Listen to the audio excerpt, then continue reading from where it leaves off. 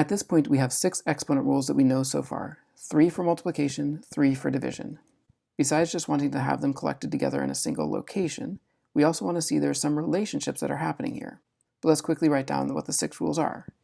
For the first rule, called the product rule, a to the n times a to the m, we are going to end up adding the exponents, a to the n plus m. For the second rule, called the power to a power rule, we have the quantity a to the n inside parentheses raised to the m outside parentheses, and for this rule we end up multiplying the exponents, a to the n times m. And the third rule is called the product to a power rule. When you have multiplication in parentheses raised to an exponent outside parentheses, you end up applying that outer exponent to each of the factors on the inside. So a times b in parentheses to the n becomes a to the n times b to the n. The fourth, fifth, and sixth rule are the ones that involve division. A to the n divided by a to the m, we end up subtracting the exponents, a to the n minus m. A to the 0 equals 1. That's the fifth rule.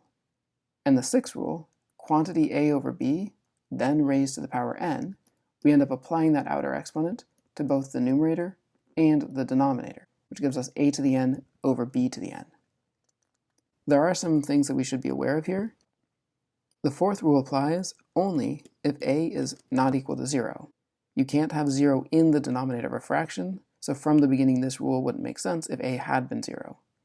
The same is also true for the sixth rule. A over b raised to the n power, it doesn't make sense if b had been 0. So both of those have a restriction that your denominator can't be 0.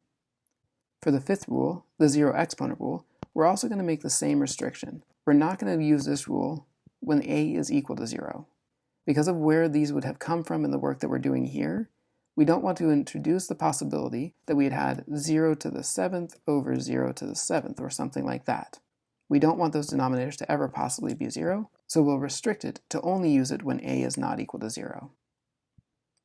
The other thing to point out is notice the first rule and the fourth rule go together. The first rule says, when you're multiplying, you add. The fourth rule says, when you're dividing, you subtract the exponents. Those two are definitely paired together. There's also a relationship between the third and the sixth rules. The third rule says when you're multiplying, you'll apply that outer exponent to each of them individually. The sixth rule says when you have division on the inside of parentheses and an exponent outside, you'll apply that outer exponent to both the numerator and denominator independently.